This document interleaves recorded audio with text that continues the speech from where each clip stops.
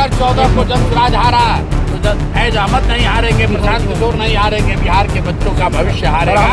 18 वर्ष के शासन में ये रोजगार नहीं दे पाए और फिर अभी लोगों को बेवकूफ बना रहे हैं कि हम घर घर रोजगार दे देंगे।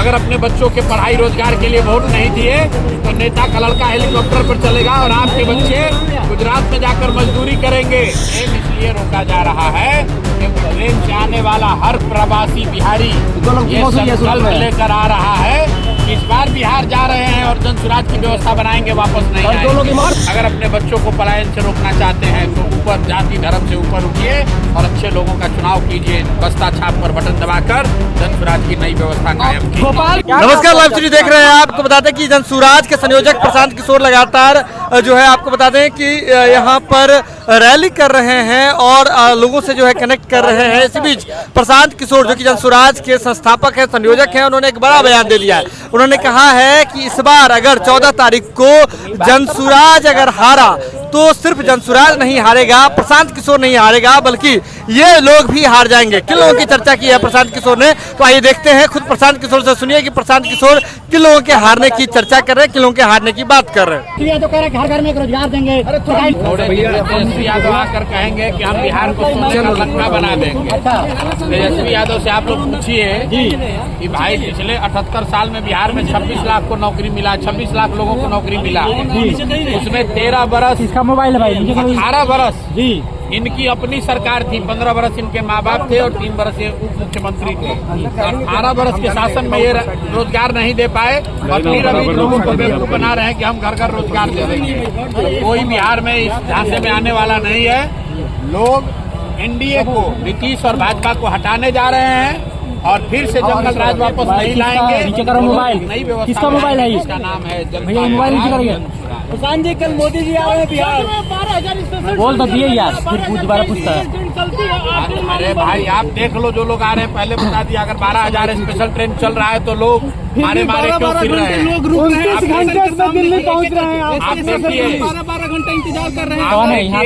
यही बात 3 बरस से बता रहे हैं हम बिहार के लोगों को कि अगर अपने बच्चों के लिए सजग नहीं हुए, अगर अपने बच्चों के पढ़ाई रोजगार के लिए वोट नहीं दिए तो नेता का लड़का हेलीकॉप्टर पर चलेगा और आपके बच्चे गुजरात में जाकर मजदूरी करेंगे और जानवरों की तरह बैठकर ट्रेन में, बस में, छठ में घर आना है तो आपको जानवर की तरह बैठकर आना पड़ रहा है, धक्के खाने पड़ रहे हैं, डंडा खाना पड़ रहा है। तो मेरे भाई आपके हाथ में ये अधिकार है। अभी 15 दिन के बाद वोट होगा, एक बार वोट ऐसा दबाइए ताकि बिहार के बच्चे गुजरात में जाकर मजदूर नहीं बने। और अगर आप नहीं सुधरे और जाति धर्म के नाम पर 500 रुपया लेकर दारू पीकर अगर आपने वोट दे दिया तो लिख कर रख लो, आने वाली पीढ़ी आपको माफ नहीं करेगी। जिस गरीबी बदहाली में बिहार आज जी रहा है, इसी गरीबी बदहाली में आने वाले पीढ़ी को भी जीना पड़ेगा।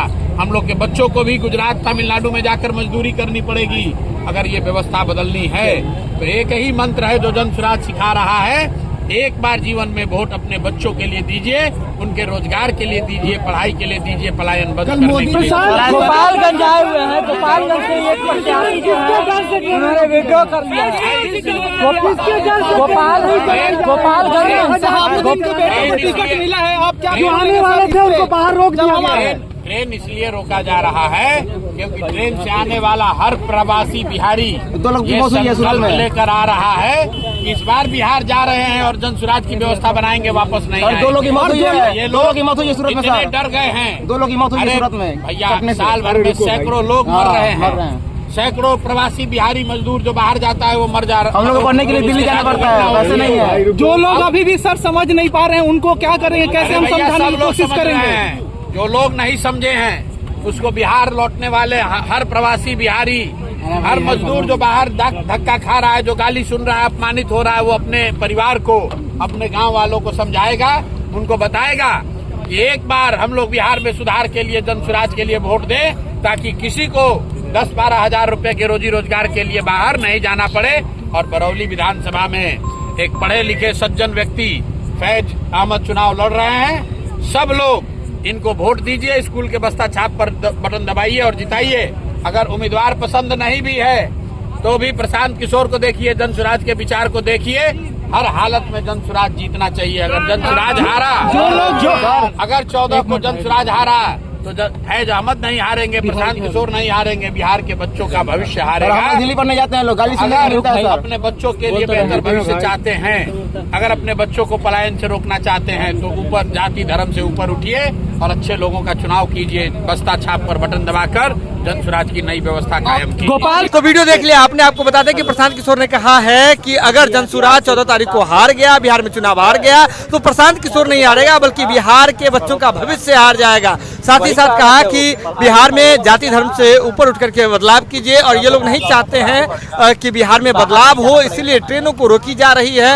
ये लोग नहीं चाहते हैं कि बिहार में पलायन रुके, इसलिए ट्रेनों को रोकी जा रही है ताकि लोग आए नहीं, क्योंकि ये लोग डर रहे हैं कि अगर ये आएंगे, बिहार आएंगे और जन स्वराज की व्यवस्था को देखेंगे तो ये वापस नहीं जाएंगे कभी, और कभी भी जो है उनका यानी कि जो वर्तमान सरकार है उनका कुछ यहाँ नहीं चलेगा।